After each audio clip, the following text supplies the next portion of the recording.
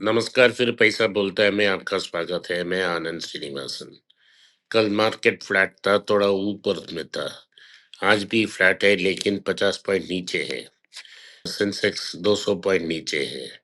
Gold 65 rupees ऊपर उठकर 9000 के ऊपर कंफर्टेबली ट्रेड हो रही है। जीएसटी और मेकिंग चार्जेस एक्स्ट्रा है। मैंने आपको कल ही बोला था, गोल्ड के नीचे एक फ्लोर है। वो चाइना और टर्की, रूस जैसे देशों के कारण है और अपसाइड अनलिमिटेड है।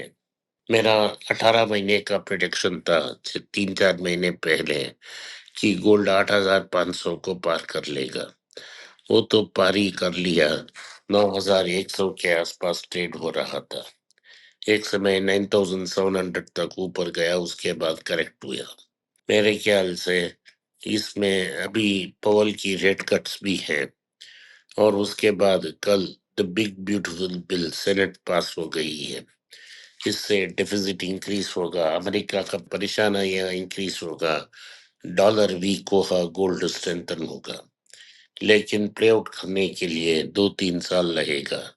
तो अगर आप गोल्ड में लॉन्ग है तो लॉन्ग को होल्ड करें, पोजीशन को होल्ड करें, बरकरार रखें, ताकि आपको भरपूर फायदा मिल सकती है। तो ये गोल्ड का आउटलुक है। कल ट्रम्प साहब ने एक बड़ा घोषणा की कि रसीले से लेके हैंड एंड फुट बंद कर उन्हें वापस साउथ अफ्रीका भेजने का कार्यक्रम मैं कर सकता हूँ, उनको डिपोर्ट कर सकता हूँ, ऐसा उन्होंने चेतावनी दी। उसके बाद टेस्ला की शेयर्स कोलैप्स हो गई। एक समय लगभग 8% नीचे थी। इसके कारण S&P 500 और नैस्डैक नीचे थी। इसमें डव पे कोई असर नहीं पड़ा क्योंकि डव में टेस्ला नहीं है। इसका मतलब है टेस्ला और स्पेसएक्स बहुत प्रेशर में है। स्टीव बैनन, ट्रम्प का एक एडवाइजर, उनको ये सलाह दिया कि आप उनकी सारी कंपनी को नेशनलाइज कर दें, उसे बाहर भेज दें। स्पेशली स्पेसएक्स को वो नेशनलाइज करने की बात कर रहे हैं। सो ट्रम्प और मस्क की जो बॉक्सिंग हो रही है वो प्राइमरली इमिग्रेशन के कारण हो रही है। टेक इंडस्ट्रीज के लिए चाइना और भारत से इमिग्रेंट चाहिए, लेकिन ट्रम्प की जो पॉलिसीज हैं वो इतना रिस्ट्रिक्टिव हो चुकी है कि जो इमिग्रेंट्स हैं उधर भारत से अमेरिका आने की कोशिश भी नहीं कर रहे हैं। इसी कारण मस्क और ट्रम्प के बीच ये लड़ाई बड़ाई चल रही है और ये बंद भी हो सकती है अगर ट्रम्प ने अपना पोजीशन बदल दिया तो ये बिग और ब्यूटीफुल बिल वापस कांग्रेस जाएगा, वहां डिबेट होगा, उसके बाद डिसाइड होगा क्या वो पास हो गया कि नहीं। लेकिन मुझे लगता है कि पास तो होने वाला ही है और अमेरिका में जो फिस्कल डेफिसिट है वो लगातार बढ़ती जाएगी। ये गोल्ड के लिए बहुत फेवरेबल है लॉन्ग टर्म के लिए। सो इससे अमेरिका में इन्फ्लेशन भी एलिवेटेड रहेगा। इसका मतलब है डॉलर वीकन होती जाएगा, लेकिन रुपया में नहीं, येन और यूरो में। ये तो ग्लोबल न्यूज़ है। इससे हमारा जो एक्सपोर्ट स्टॉक्स हैं वह क्या करेंगे। तो मैंने सोना के बारे में बोल दिया और इसके बारे में भी बोल दिया कि अमेरिका में डॉलर का हाल क्या है और क्यों वो बेहाल हो रहा है। अगली मैं एचडीबी फाइनेंशियल सर्विसेज के बारे में बात करना चाहता हूँ। वो 850 रुपया के आसपास लिस्ट हुआ और सिर्फ 10% का रिटर्न मिला। उसमें कोई फायदा नहीं। जिन्होंने 1200 में खरीदा उन सब का नुकसान तो निश्चय हो गया। मैं आईटीसी के बारे में बात करना चाहता हूँ। आईटीसी की जो फूड बिजनेस है उसके बारे में मिंट ने एक बड़ा लेख आया है। उन्होंने कहा है कि 2003 में रवि निवारने ने इस कंपनी को की फूड्स डिवीजन स्टार्ट की। तब उन्होंने सोचा कि 5 साल में 500 करोड़ कर दिया तो बहुत अच्छा की। लेकिन 23 साल बाद ये लगता है कि ये एक बड़ा जेंट हो गया है।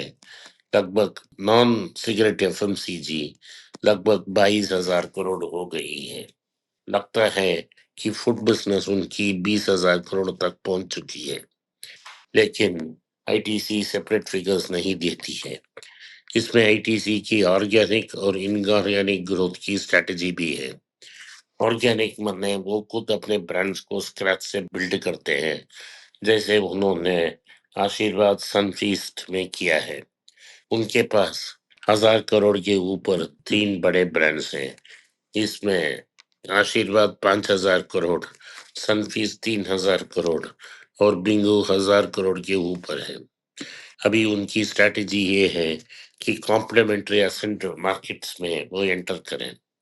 जैसे उन्होंने मुंगेर बिहार में एक बड़ा से आईटीसी का सिगरेट प्लांट है जो सबसे पुराना है।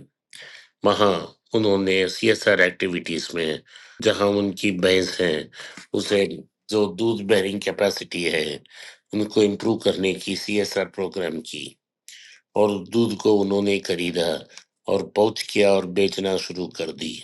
वो झारखंड और कलकत्ता के बाहर वो बहुत अच्छी कर रही है। वहीं से उन्होंने घी बनाया और आशीर्वाद स्वस्थ के सब ब्रांड में इस घी को बेच रहे हैं। जैसा उन्होंने, मैंने कई बार बोला है आपको, इंडिगो में उन्होंने मैंगो स्मूदी बेचना शुरू की सनफीस्ट ब्रांड में। वो एक्सपेरिमेंट सक्सेसफुल होने के बाद वो स्मूदीज को सनफीस्ट के एक सब ब्रांड के नाम पे लॉन्च कर ली है।